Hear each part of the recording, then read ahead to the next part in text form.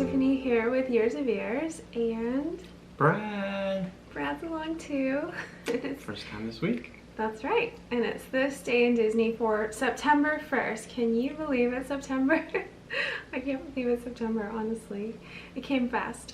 So, to start off today, we're heading way back to 1875 to the birth of Edgar Rice Burroughs. Oh.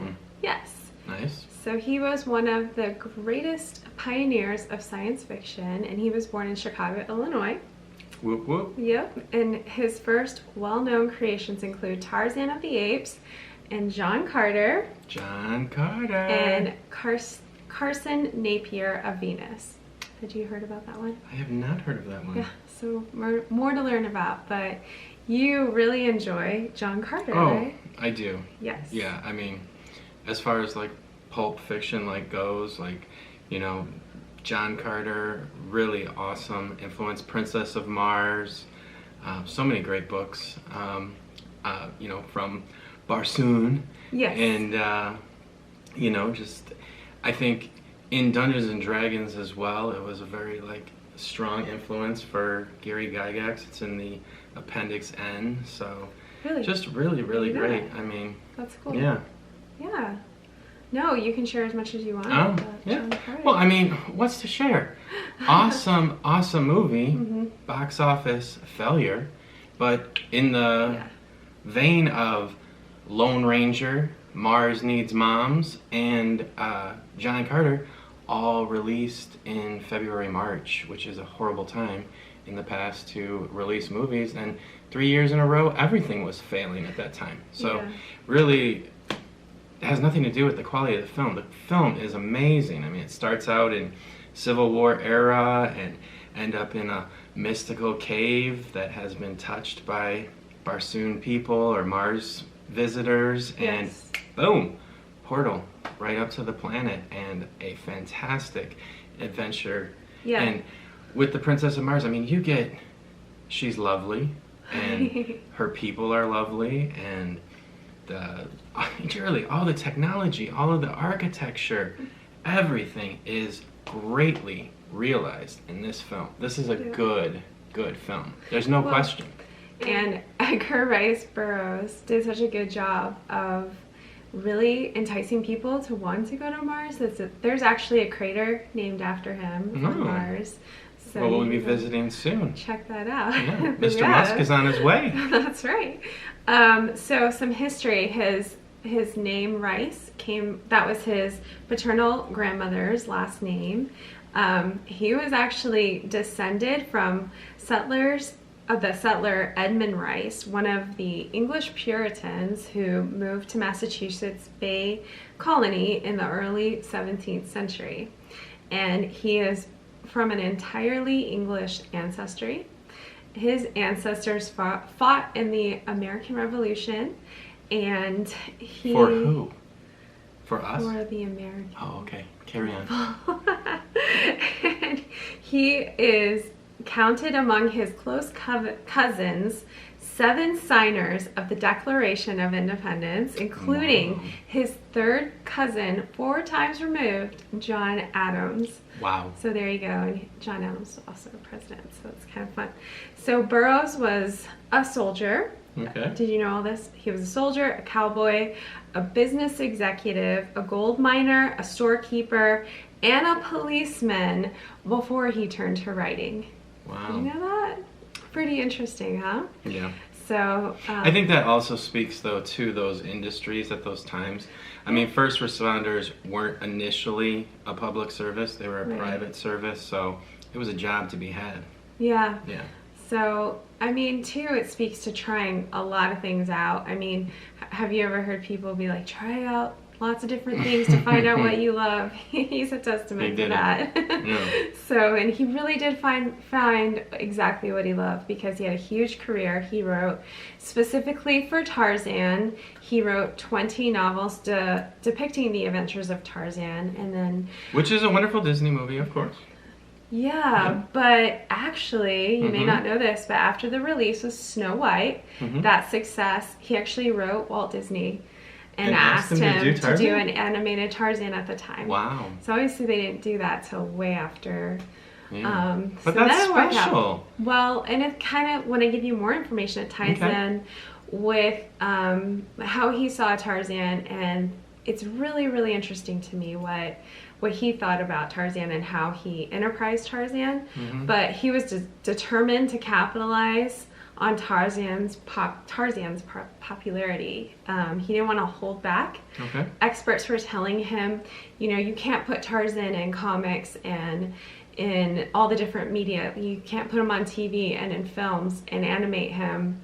They're going to compete against each other. Okay. Well, he didn't believe that, and he went forward, and whatever offer he got, he would go with. Wow. And actually, it was hugely successful because Tarzan, to this day, is the most successful fictional character. There you go. Icon. I love that. Cultural icon. So we can sit on so many things and let things like pass us by, always waiting for the right offer or the right people, and he just ran with everything. Yeah. And just climbed to the top.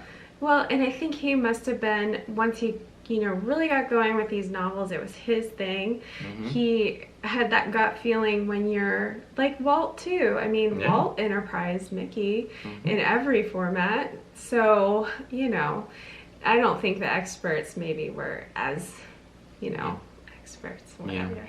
Yeah. So in the 19-teens, so they're not sure, like 1915, 1919, he purchased this large ranch north of Los Angeles, California, and he named it Tarzana. Wow. And the citizens loved that. All the people who started buying property around, because this was a long time ago, before people all the prospecting. This sprang up, voted to adopt the community Tarzana, California. It's still there today. That was in 1927. Simultaneously, in 1927, Tarzan, Texas became an unincorporated community. Wow. That's still... Did they pay rights, or was it just the popularity of Tarzan? It was just the first, I think one of the first Tarzan silent films. Okay. They loved it, and they wanted their town to be called Tarzan. So... It's like Star Wars. Let's name our city Star Wars. It's the same thing. It's crazy. Right. Like, we think our fandom is so hardcore with, like, conventions. These people name their towns after Tarzan. That's so amazing. Fandom is not new, apparently. So I want to read you this quote. I really love this quote because we love Ray Bradbury too, right? Well, how can you not? So this is something he said in a Paris editorial. He said, Edgar Rice Burroughs never would have looked upon himself as the social mover and shaker with social obligations. But as it turns out, and I love to say it because it upsets everyone terribly, Burroughs is probably the most influential writer in the entire history of the world. Wow. By giving romance and adventure to a whole generation of boys, Burroughs caused them to go out and decide to become special. Yeah. Yeah. I love that.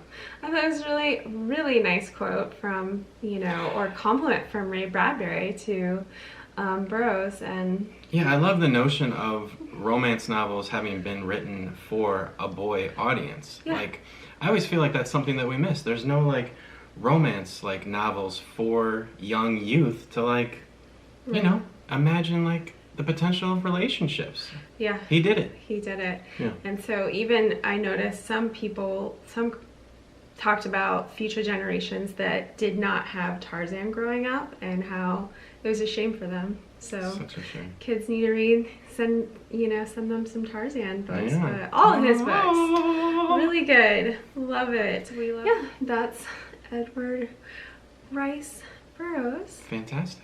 And then next up on this day in Disney in 1939, a Donald Duck cartoon, Autograph Hound, was released. So Donald is an autograph hunter in Hollywood Studios specifically. Yeah, right at the beginning it says Hollywood Studios over the sign. It's kind of fun that way. Yeah, it's really cute, and it's exciting to see that. And this is the first cartoon where Donald actually wears the blue sailor cap or hat. And I personally think it's because of a very special scene with Shirley Temple. I would think that's Yeah. it. The Good Ship Lollipop song. Yeah. Yeah, I think that's why. They don't sing Good Ship Lollipop in it, but Right, but I think The they reference. put that hat on him, and then they were like, this is good, let's keep doing it. Yeah. But it's partly Shirley Temple, and if you know from previous videos, I really love Shirley Temple. Yeah. So Really? I'm fine with that. It's so cute. So the stars that were in Yeah. it, oh my you goodness. wouldn't believe it. Greta Garbo, Mm-hmm. she's in it a couple times. Mm-hmm. Mickey Rooney, Henry Armetta, Sonja Heine, so she was an Olympic figure skater. And she like, yeah. She does a cute little signature. She autographs the ice with her skates. Yeah, and she ended up having she was in films too later on after her Olympic career.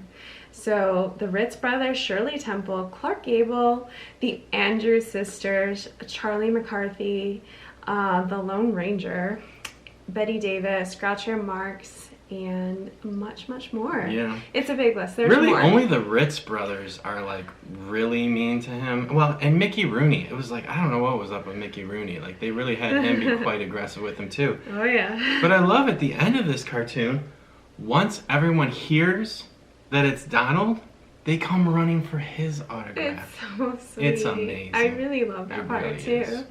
Yeah. It makes a lot of sense. So Yeah.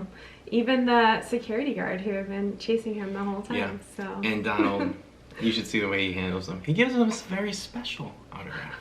Not very special. Donald's not as forgiving as maybe Mickey is. Perhaps. No, perhaps. Perhaps. Go watch this cartoon. It's really neat. And of course the animation on these actors is different from, you know, the cartoon animation of Donald, like previous, you know, cartoons we've talked about on here. So just check it out. It's That's really nice. interesting. It's a good one. 1939. So wow. Well, that's it for this day in Disney. I know it's gone a little bit long, but hopefully you've learned a lot about Edgar Rice Burroughs And our Donald. And Donald. So it was really fun having you chat about Thank all you. this with. Thank you. And we'll see you guys next time. Bye. Bye.